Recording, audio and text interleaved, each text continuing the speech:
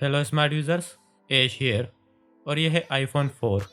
So around a week ago मैंने एक video बनाई थी जिसमें मैंने आपको बता दिया था कि ये फ़ोन मैंने 2021 में क्यों ख़रीदा है। तो जो भी रीज़न्स थे जिसकी वजह से मैंने आईफोन 4 2021 में ख़रीदा उस वीडियो में बता दिए गए हैं। तो अगर आपने वो वाली वीडियो नहीं देखी है तो पहले वो वीडियो देख लीजिए, वो आपको कार्ड में या उसकी लिंक आपको डिस्क्रिप्शन में मिल जाएगी। तो अगर आपने वो वीडियो ऑलरेडी देख लिया तो आप इस वीडियो को देखिए, क्योंकि मैंने अराउंड 1 वीक के लिए इस फ़ोन को यूज़ किया एज़ माई प्राइमरी डिवाइस। जो भी मेरे यूट्यूब चैनल से रिलेटेड काम थे वो मैंने अपने पुराने फ़ोन में ही करे, जो मेरे पास दूसरे डिवाइसेस हैं। लेकिन यूट्यूब चैनल के अलावा जितने भी मेरे काम थे वो सब मैंने इसी डिवाइस में करे।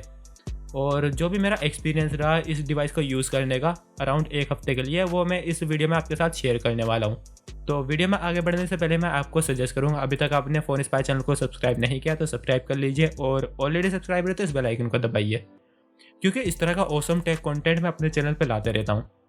सो होप अब तक आप चैनल सब्सक्राइब कर चुके होंगे और बेल आइकन भी दबा चुके होंगे। So without wasting any further time, let's give it a shot. क्योंकि मैं यहाँ पे एक्सपीरियंस के बारे में बात कर रहा हूँ तो सबसे पहले उस चीज़ के बारे में बात कर लेते हैं जो एक्सपीरियंस पे सबसे ज़्यादा इम्पैक्ट डालती है, जो है सॉफ्टवेयर एक्सपीरियंस। आईफोन 4 को जो लास्ट अपडेट मिली थी वो थी iOS 7। मतलब ये डिवाइस यहाँ पे रन कर रहा है iOS 7 पे। और एक बात मैं आपको बता दूँ, iOS 7 बिगेस्ट यूआई ओवरहॉल था in the history of Apple. मतलब बहुत ही बड़ा चेंज था iOS 7। इससे पहले के जो iOS के वर्जन थे वो थोड़े 3D थे, मतलब उसका जो UI एलिमेंट्स थे, आइकन्स थे, वो थोड़ा 3D टाइप के थे। तो iOS 7 में हमें बहुत बड़ा चेंज देखने को मिला। एप्पल ने वो 3D एलिमेंट्स सब हटा दिए थे और फ्लैट स्कीम की तरफ आ गया था। तो काफ़ी बड़ा चेंज था iOS 7। मतलब iOS 7 जो वर्जन इस डिवाइस में है वो एप्पल के मॉडर्न UI की स्टार्टिंग थी। वो मॉडर्न यूआई जो आज के टाइम पे हम यूज़ करते हैं एप्पल के फ़ोन में, वो इसी वर्जन से स्टार्ट हुआ था। और एक चीज़ जिससे मैं बहुत ज़्यादा इम्प्रेस हूँ iOS 7 के, कि ये इतना ज़्यादा पुराना नहीं लगता जितना कि ये है। आज के टाइम पे भी ये काफ़ी मॉडर्न लगता है। अगर आप देखेंगे iOS 14 और इसको, तो जो बेसिक यूआई एलिमेंट्स हैं वो इतने ज़्यादा चेंज नहीं होंगे, वो सिमिलर ही होंगे। मैं ये नहीं कह रहा कि वो सेम है, iOS 14 और iOS 7 इनके कुछ एलिमेंट सेम है, मैं कह रहा हूँ वो सिमिलर ही लगेंगे। मतलब इतना बड़ा कोई चेंज उनमें नहीं होगा। और अगर बात करी जाए दूसरे सॉफ्टवेयर के बारे में जो है एंड्रॉयड, तो अगर आप iOS 7 के टाइम का एंड्रॉयड वर्जन देखें और आज के टाइम का एंड्रॉयड वर्जन देखें तो वो बिल्कुल ही चेंज होंगे। और चेंज ही नहीं, वो काफ़ी अगली था उस टाइम के जो एंड्रॉयड वर्जन थे। तो एक चीज़ मुझे जो काफ़ी अच्छी लगी iOS 7 में, कि ये बिल्कुल भी अगली नहीं लगता, परफेक्टली यूजेबल है आज के टाइम पे भी। एंड्रॉयड के बारे में मैं ऐसा नहीं कह सकता वो काफ़ी अगली है। अगर आप कोई पुराना वर्जन यूज़ करते हैं एंड्रॉयड का, एंड्रॉयड 5.0 से पहले का, लॉलीपॉप से पहले का, तो वो काफ़ी अगली है और मैं तो बिल्कुल भी यूज़ कर ही नहीं पाऊंगा उस टाइम का एंड्रॉयड। लेकिन इसके बारे में मैं ऐसा नहीं कहूँगा, ये अब भी यूज़ किया जा सकता है, क्योंकि अब भी जो काफ़ी यूआई एलिमेंट्स है वो अभी भी मॉडर्न लगते हैं। जैसे कि फ़ोटोज़ ऐप, काफ़ी चीज़ें हैं, बटन्स वगैरह, जो आज के टाइम पे भी मॉडर्न लगते हैं। तो अब बात कर लेते हैं उस चीज़ के बारे में जो सॉफ्टवेयर एक्सपीरियंस का सबसे इम्पोर्टेंट पार्ट है, और वो है ऐप्स। तो अगर आप ऐप स्टोर पे जाए तो कोई भी ऐप यहाँ पे सपोर्टेड नहीं होगी। मतलब जो भी ऐप आपको दिखेगी ऐप स्टोर पे वो मिनिमम iOS 8 तो मांगेगी ही। लेकिन इसका मतलब ये नहीं कि आप आईफोन 4 में कोई भी ऐप इंस्टॉल नहीं कर सकते। यहाँ पे कुछ वर्कअराउंड्स है, उनमें से एक वर्कअराउंड है 3U टूल्स, जो मैंने यूज़ करा इस फ़ोन में ऐप्स इंस्टॉल करने के लिए। तो 3U टूल्स के थ्रू मैंने कुछ ऐप्स यहाँ पे इंस्टॉल कर ली है, और जो ऐप्स मैंने इंस्टॉल कर ली है उनमें से ये है Telegram, Facebook messenger, Google Chrome, इस तरह की ऐप्स मैंने यहाँ पे इंस्टॉल कर ली। लेकिन व्हाट्सएप स्टिल यहाँ पे 3U टूल्स में भी नहीं मिली। व्हाट्सएप यहाँ पे सपोर्टेड नहीं है उस वर्कअराउंड के थ्रू भी। हाँ, आई मैसेज यहाँ पे वर्क करता है, लेकिन इसका मतलब ये नहीं कि ये व्हाट्सएप का रिप्लेसमेंट है। एटलीस्ट इंडिया में तो ये व्हाट्सएप का रिप्लेसमेंट नहीं है। हालांकि मैं व्हाट्सएप के लिए इतना केयर नहीं करता, मैं वैसे भी व्हाट्सएप यूज़ नहीं करता। जिन डिवाइस में सपोर्ट है उसमें भी मैं व्हाट्सएप को ज़्यादा यूज़ नहीं करता। लेकिन मैं ये उन लोगों के लिए बता रहा हूँ जिनके लिए व्हाट्सएप इंपॉर्टेंट है। ऐप से रिलेटेड एक चीज़ मुझे बहुत ही अजीब लगी, स्पॉटिफाई से related to be specific. Spotify के यहाँ पे 2 वर्जन है, उसका फ्री वर्जन है और उसका एक सब्सक्रिप्शन प्लान भी है। लेकिन स्पॉटिफाई का उसका फ्री वर्जन को हैंडल करने का जो तरीका है वो बहुत ही अलग है न्यूअर वर्जन में iOS के या फिर एंड्रॉयड के, और iOS के इस ओल्ड वर्जन में स्पॉटिफाई बिल्कुल ही अलग तरीके से हैंडल करता है उसके फ्री वर्जन को। तो मैं क्लियर कर देता हूँ कैसे। तो अगर आप स्पॉटिफाई को किसी भी मॉडर्न OS में इंस्टॉल करेंगे, जैसे कि एंड्रॉयड आज के टाइम का या फिर आज के टाइम का iOS, तो आप उसे फ्री में भी यूज़ कर सकते हैं। बस वहाँ पे कुछ रेस्ट्रिक्शन होंगी, लेकिन फिर भी आप उसे यूज़ कर पाएंगे और आप अपने मर्ज़ी का कोई भी सॉन्ग प्ले कर पाएंगे फ्री वर्जन में भी। लेकिन सॉन्ग प्ले होने से पहले वहाँ पे कुछ एड्स होंगे, एक ऐड भी हो सकता है, 2 भी हो सकते हैं, 3 भी, और मैंने तो इवन 4 एड्स भी फेस किए हैं किसी भी सॉन्ग को शुरू करने से पहले। तो इस तरीके से स्पॉटिफाई हैंडल करता है उसके फ्री वर्जन को। लेकिन iOS के इस वर्जन में जो स्पॉटिफाई का वर्जन अवेलेबल है वो काफ़ी अलग तरीके से हैंडल करता है फ्री वर्जन को। तो मैं बता देता हूँ किस तरीके से। तो मैंने भी यहाँ पे स्पॉटिफाई इंस्टॉल कर लिया है iOS 7 में, इस वर्जन में, और ये फ्री वर्जन है। तो जब आप इसे ओपन करेंगे iOS 7 में जो स्पॉटिफाई है, तो यहाँ पे कोई भी ऐड नहीं होगा किसी भी सॉन्ग को स्टार्ट करने से पहले। और अगर आप सोच रहे हैं तो ये चीज़ अजीब कैसे हुई, ये तो अच्छी चीज़ होनी चाहिए। ऑफकोर्स ये एक अच्छी चीज़ है, आज के टाइम के स्पॉटिफाई से तो अच्छी चीज़ है। लेकिन यहाँ पे ये अजीब इसलिए है, जब भी आप किसी सॉन्ग के लिए सर्च करते हैं जो आप प्ले करना चाहते हैं, और वो सर्च रिजल्ट में भी आ जाता है, आप उस पर टैप करते हैं प्ले करने के लिए, instead of playing that song Spotify आपको एक प्लेलिस्ट पे ले आता है जिस प्लेलिस्ट से वो सॉन्ग एसोसिएटेड है जो आपने सर्च किया है। और अगर आप दोबारा से उस सॉन्ग पे टैप करेंगे उसे प्ले करने के लिए, तो वो सॉन्ग प्ले नहीं होगा। इंस्टेड वहाँ पे एक शफल ऑल का बटन होगा जो यहाँ पे हाईलाइट होने लगेगा। इसका मतलब ये है आप अपनी चॉइस से कोई भी सॉन्ग प्ले नहीं कर सकते फ्री वर्जन में। आपको शफल प्ले पे टैप करना होगा और यहाँ पे उस प्लेलिस्ट में जितने भी सॉन्ग हैं वो रैंडमली प्ले होना स्टार्ट हो जाएंगे।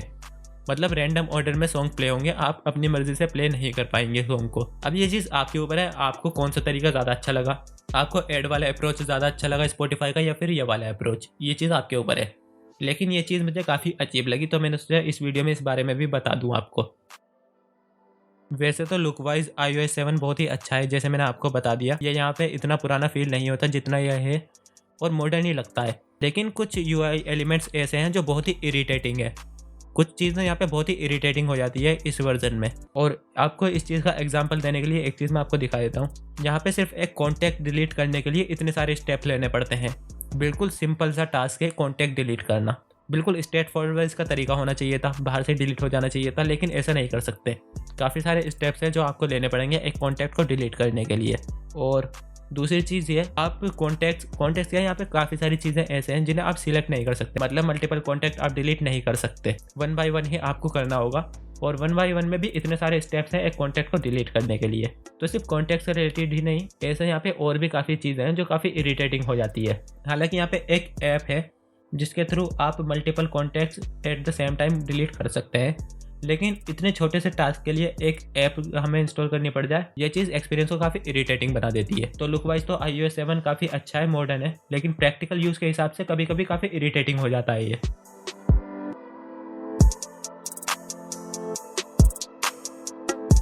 अब बात कर लेते हैं परफॉर्मेंस की। तो इतने पुराने डिवाइस से तो कोई वैसे भी ज़्यादा अच्छी परफॉर्मेंस एक्सपेक्ट नहीं करेगा, लेकिन जितनी परफॉर्मेंस मैंने एक्सपेक्ट करी थी उससे भी बुरी परफॉर्मेंस है यहाँ पे iPhone 4 की। और मैं यहाँ पे गेमिंग या फिर मल्टीटास्किंग की बात नहीं कर रहा हूँ, बिल्कुल भी नहीं। मैं यहाँ पे OS को हैंडल करने की बात कर रहा हूँ। Apps opening and closing, scrolling, इस तरह की जो चीज़ है वो भी यहाँ पे बिल्कुल भी स्मूथ नहीं है। और क्योंकि ये अपडेट, ये जो वर्जन है, ये एप्पल ने ही पुश किया है iPhone 4 में, तो एप्पल को यहाँ पे श्योर होना चाहिए था कि iPhone 4 का हार्डवेयर इतना कैपेबल हो कि इस सॉफ्टवेयर को वो सही से हैंडल कर ले। और अगर एप्पल श्योर नहीं था तो ये अपडेट एप्पल को पुश नहीं करनी चाहिए थी, क्योंकि जो OS को एक्सप्लोर करने का एक्सपीरियंस है वो बिल्कुल भी अच्छा नहीं है। ऐप्स ओपनिंग और क्लोजिंग के जो एनिमेशन है उनमें बहुत ही फ्रेम ड्रॉप्स है। स्क्रॉलिंग में आपको बहुत फ्रेम ड्रॉप्स देखने को मिलते हैं। वॉलपेपर पिकर में तो बहुत ही ज़्यादा यहाँ पे फ्रेम ड्रॉप्स हैं, तो बिल्कुल भी अच्छा एक्सपीरियंस नहीं होता। मल्टीटास्किंग की तो मैं बात कर ही नहीं रहा हूँ। और जो बिल्कुल बेसिक टास्क होते हैं, जैसे कि किसी सॉन्ग को प्ले या पॉज करना, उसको स्किप करना, उसमें भी यहाँ पे काफ़ी डिले देखने को मिलता है। लेकिन फिर भी ये चीज़ एक्सपेक्टेड थी। लेकिन जो चीज़ मुझे यहाँ पे एक्सपेक्टेड नहीं थी वो थी ऐप्स ओपनिंग और क्लोजिंग की एनिमेशन, स्क्रॉलिंग, या फिर बिल्कुल बेसिक टास्क जो एक OS में हमें करने होते ही हैं, उनका एक्सपीरियंस भी यहाँ पे अच्छा नहीं है। और ये चीज़ एक iPhone से तो बिल्कुल एक्सपेक्टेड नहीं थी, क्योंकि iPhone इसी चीज़ में अच्छे माने जाते हैं। OS को वो बहुत ही फ्लूइड तरीके से हैंडल करते हैं। आप किसी भी iPhone को ले लीजिए। तो जब मैं iPhone 4 को यूज़ करने वाला था, मैं यहाँ पे एक्सपेक्ट कर रहा था कि एटलीस्ट OS तो ये यहाँ पे स्मूथली हैंडल कर ही लेगा, क्योंकि हम यहाँ पे कस्टम रोम वगैरह तो डाल नहीं सकते। तो जो भी हम यहाँ पे सॉफ्टवेयर यूज़ करने वाले हैं वो एप्पल ने ही पुश किया होगा, और एप्पल परफॉर्मेंस पर बहुत ही कंट्रोल रखता है। तो इस वजह से मैं एक्सपेक्ट कर रहा था कि यहाँ पे जो OS होगा वो तो एटलीस्ट स्मूथ होगा ही, लेकिन ऐसा नहीं है। और परफॉर्मेंस से रिलेटेड एक चीज़ मैं आपको बता देता हूँ। जो असिस्टिव टच होती है उसको डिसेबल करने के बाद मैंने फील किया कि फ्रेम रेट में काफ़ी ज़्यादा फ़र्क आया। यहाँ पे काफ़ी इंप्रूव हुए फ्रेम रेट्स ऐप ओपनिंग और क्लोजिंग की एनिमेशन के। तो एक छोटी सी चीज़ थी जो मैंने यहाँ पे नोटिस करी परफॉर्मेंस में।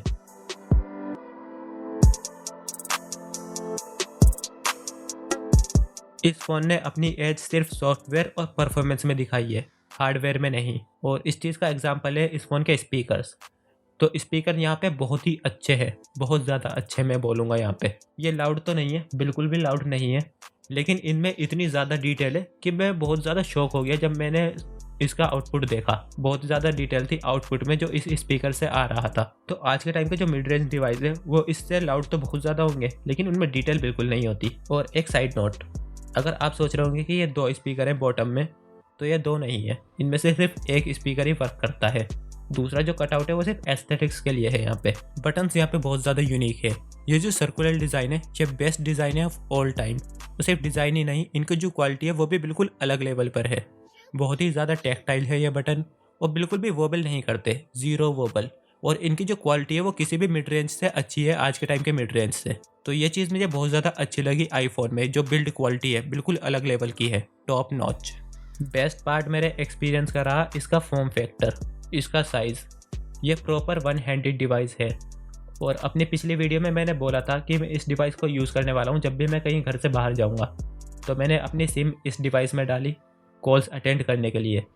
तो जब भी मैं घर से बाहर होता था, ट्रेवल कर रहा होता था बस या मेट्रो से, और मुझे कोई कॉल आती थी, तो यहाँ पे बिल्कुल भी कोई खतरा नहीं होता था मुझे अटेंड करने में या जेब से बाहर निकालने में फ़ोन को, क्योंकि इसका साइज़ बहुत ही कंफर्टेबल था। और ये चीज़ मैं किसी भी आज के स्मार्टफोन के साथ नहीं कह सकता। जब भी कोई कॉल आती है, आप भीड़ में हैं, तो एक खतरा रहता है उसके ड्रॉप होने का, तो वो खतरा यहाँ पे बिल्कुल भी नहीं था। बहुत ही कंफर्टेबल इसका साइज़ था और इसी रीज़न से मैंने ये फ़ोन लिया भी था। मैंने उस वीडियो में बताया था कि ये one of the biggest reason था ये फ़ोन लेने का। और अगर आपको कॉल्स लेनी है, आप घर से बाहर हैं, तो बहुत ही कंफर्टेबल बना देता है ये आपके एक्सपीरियंस को।